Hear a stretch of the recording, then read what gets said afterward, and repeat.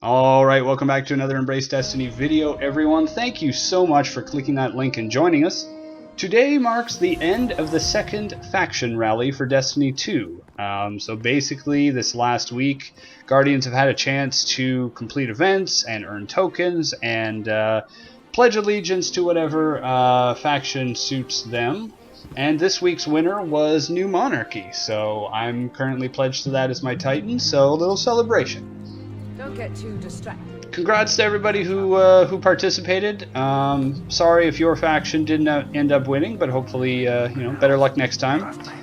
Kind of wasn't surprised that New Monarchy won. Well, I was actually not surprised that Dead Orbit lost. A lot of people don't like grenade launchers, and that's what Dead Orbit had to offer this week, so it was probably going to be up to New Monarchy or Future War Cult. Fun fact for you: the voice actor who does all the lines for Dead Orbit's chief, Jirak Alal, the actor's name is Peter Stormare, who you may not recognize the name, but you'll definitely recognize the face. He's the actor. Let me think. Two iconic roles, two roles I can think of him right away that you might recognize him in. He was the Russian in Armageddon on the International Space Station, and he was in John Wick 2 very recently, talking about the boogeyman who killed them all with a pencil. I can't really do that accent very well, but yeah, I'm sure you know who I'm talking about. So, New Monarchy won. As a result, you can purchase the sword that they're offering for a cheap price, or if you happen to buy a second one, as I do here, it's about 50,000 Glimmer, but my character's currently... My account is swimming in Glimmer, so I bought two. Gonna see if I can transfer it over to my Warlock, my other character, who's not pledged to New Monarchy, so yeah, let's see. Probably should be able to. What else? Okay, so yeah, the faction rally is over.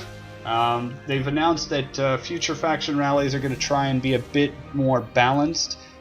Basically, the way that they work currently is you go into a lost sector, there's a bunch of enemy supplies, you shoot them, you get tokens, you complete events, you get tokens, stuff like that. But one thing people are complaining about is that you could not share tokens with your friends if you were all raiding a lost sector at the same time. So future faction rallies are going to be a bit better that way.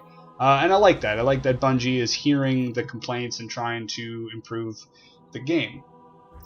The next in-game event will be the Clarion Call, which is a new event that they've announced. Basically, this coming weekend, you're going to get double experience if you are touring around Destiny with a friend. So, if you got somebody new to the game, or you are making a new character, you want to level them up quickly, yeah, get in there and check it out. The next Bungie event tomorrow, Wednesday the 15th, of November, they are streaming over on Twitch. Check out their blog for more details as to when it'll be available in your time zone, but yeah, they're going to be talking all about the Curse of Osiris. So Bungie, Destiny 2's first expansion coming out December 5th, Curse of Osiris, and as usual, they're going to be streaming a little bit for the weeks coming up to the expansion. I'm not sure I'm going to be checking that out myself. I'm really interested, but I try to ride a thin line between knowing what's happening in the community and accidentally spoiling myself or leaving little to be surprised. So I really am looking forward to this expansion. Osiris is a really interesting character. We're going to be opening up new worlds and possibilities, and it could have some really interesting gameplay and lore-based implications. So I'm really looking forward to it, and I don't want to ruin too much of the surprise. But if you want to go check that out, it's going to be on twitch.tv/Bungie. Tomorrow, probably, 9 Pacific. We'll see. In personal news, I actually just came back from Estonia. Last week I was in the beautiful city of Tallinn. And if you're not familiar where Estonia is, basically it's just to the west of Russia and just to the south of Finland. You can actually take a ferry across the narrow strait in order to get from Helsinki, Finland to Tallinn, Estonia. So Beautiful city. I didn't get a chance to explore it that much because I was at a conference representing my company and speaking about the European Earth observation satellite. So basically, at my company, I look at satellite markets, you know, financials, drivers, trends, technological things. Basically, what's going on in with satellites and how they're being used to help people create businesses and jobs and finances. And last week, I was looking at specifically the European perspective. So.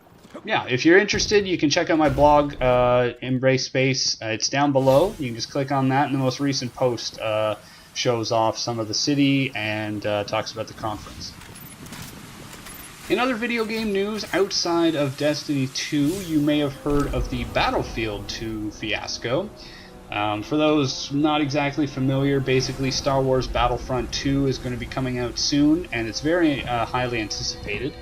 But unfortunately, there was quite a debacle. I'm using these fancy words here, but basically, let me try and simplify this down. So, Battlefield 2 is coming out, and a big key thing of Battlefield 1 was you normally entered into a multiplayer map playing as just, you know, Joe Random, some kind of random soldier or stormtrooper or rebel, but you could earn your way up, or you could randomly be selected to play an iconic character. So Luke Skywalker, Darth Vader, etc. Now there's apparently a single-player campaign in Battlefield 2, which is great. I was really hoping that they would incorporate something like that into the game. But they revealed that in order to unlock the iconic characters, you were expected to play 40 hours of gameplay, or you could just simply buy them. You can just pay money and have access to the characters, and this angered a lot of people. You know, 40 hours is not a lot to the most serious gamer, but it's quite a lot to, you know, put the most iconic part of your game behind such a wall, and then to insult them by saying, you don't have to earn it. You can just. Well, actually, that was the other thing, is that EA's official response to this was that the grind of having to play 40 hours worth would give players a sense of accomplishment. But then they also said, you can skip that and just buy them.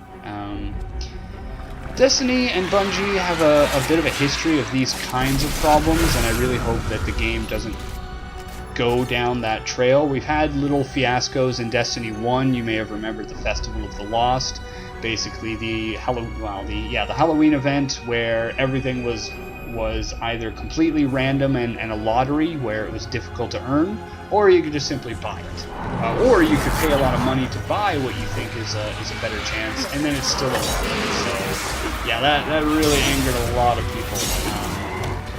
So a lot of people yesterday and in the last few days have been obviously upset over this Battlefield 2 thing, and the way that a lot of people have responded is by ushering death threats to video game developers working on the game. So, yeah, you know, I mean, level artists, character models, etc., just people working on a lot of the technical aspect, or even the writers, were anybody that these passionate, maybe too passionate people could find who are working on the game were getting death threats. I mean, I don't know. It's hard for me to talk about because it's just so outside of my line of thinking. I understand being upset about a game,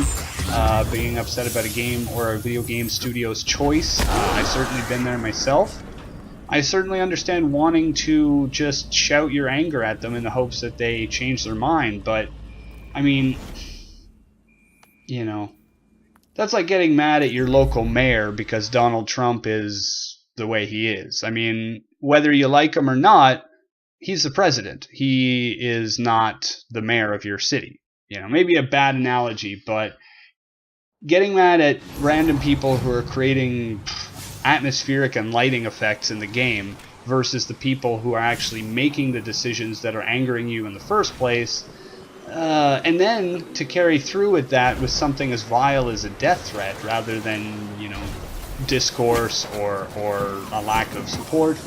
Yeah, it's ridiculous. As a lot of people have been saying out there, you know, you protest with your wallet.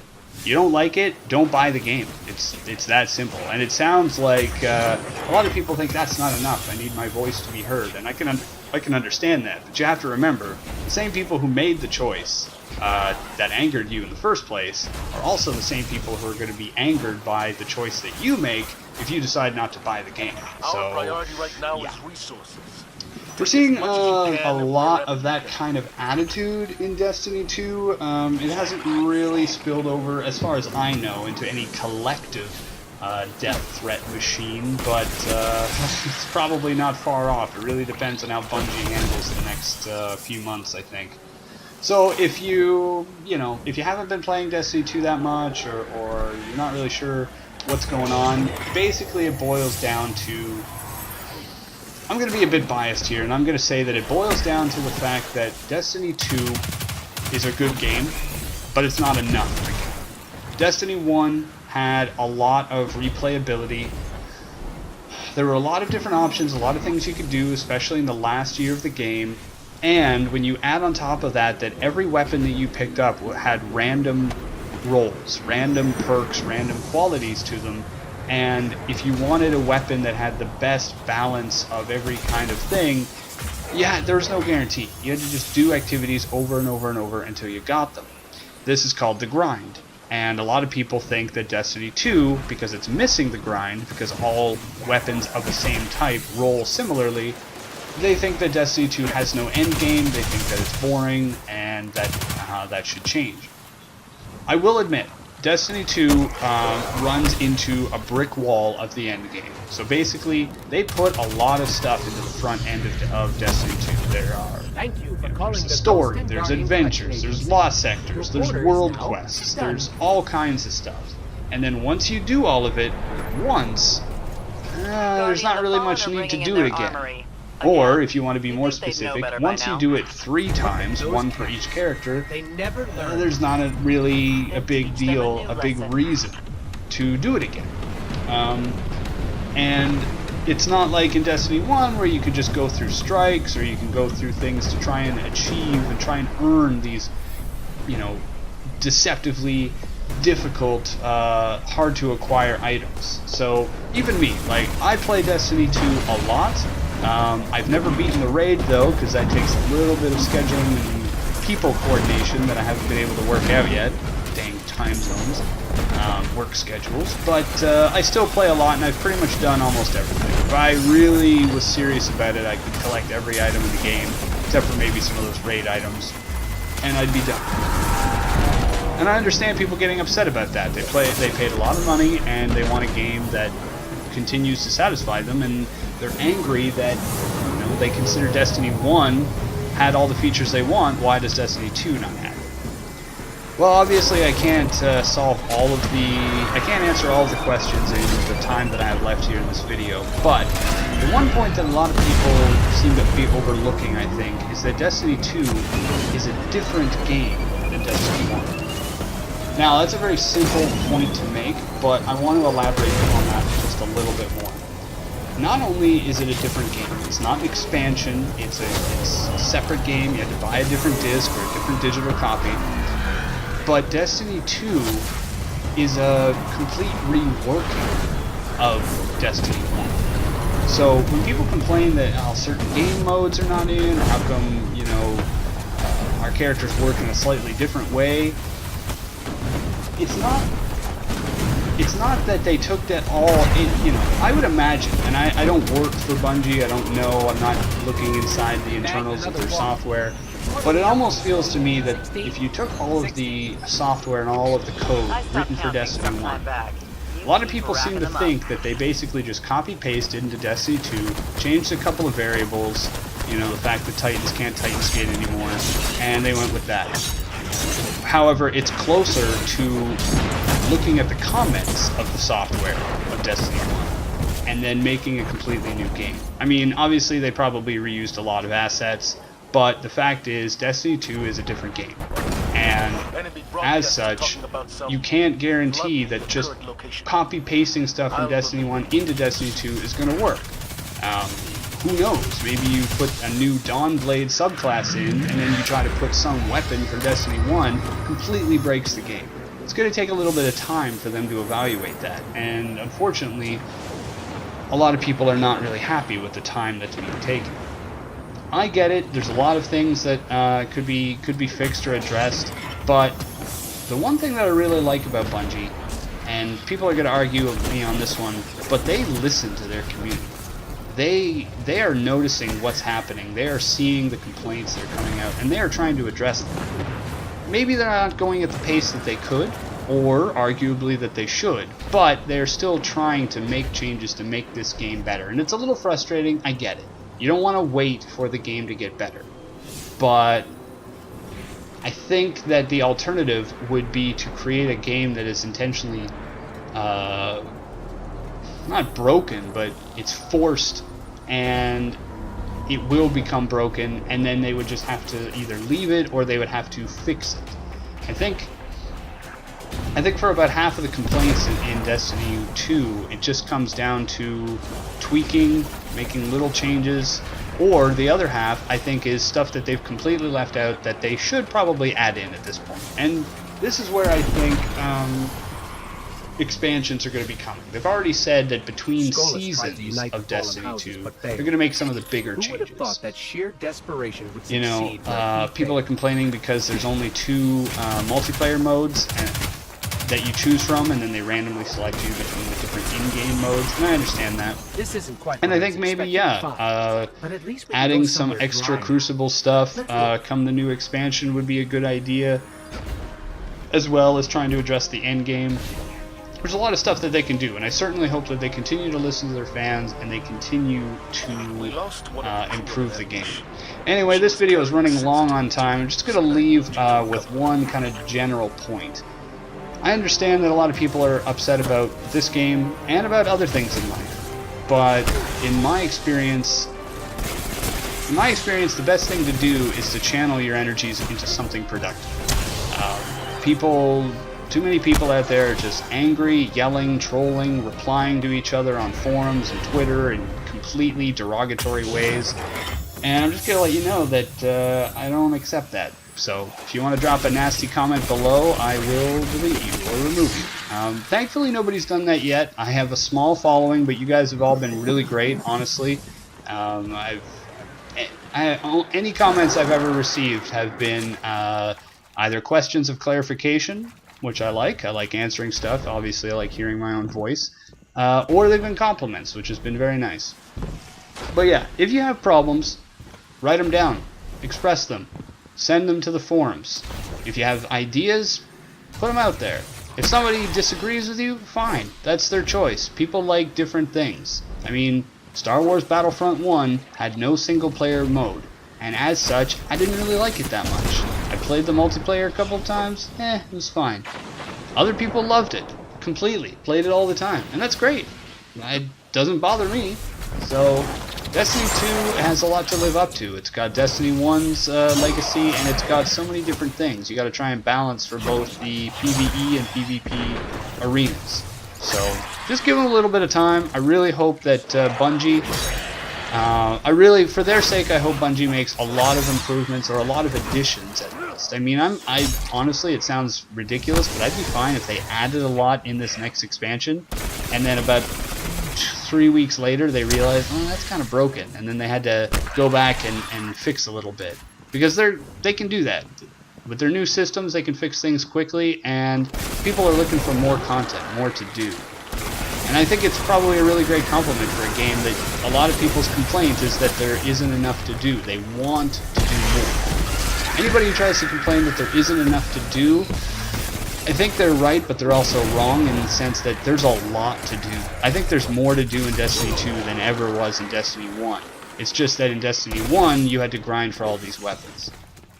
Anyway, this is a really long video. I just wanted to get a lot of thoughts off my chest. So yeah, check out Bungie's Twitch stream tomorrow to learn more about Curse of Osiris. You can see some of my blog posts and links and stuff below if you're interested.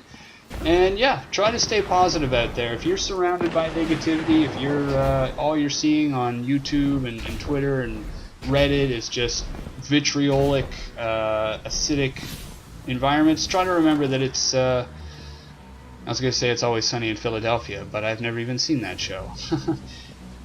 There are places where it's better, I can assure you. And if you need a place to kind of hang out and relax, maybe, you know, argue about some of the points of the game without getting mad at each other, drop some comments down below. I'd love to hear about what you think, what you're hoping for, what you're not hoping for, what you're worried about. And yeah, we'll catch you all next time. Thank you all very much for watching. And yeah, hopefully I'll have a video out later. Maybe later this week, but definitely next week. Some really interesting things are happening in my life, and I'm excited to be bringing them to you in a slow-ish pace. Anyway, thanks for listening and to my rambling, and I'll see you all out there. Bye now.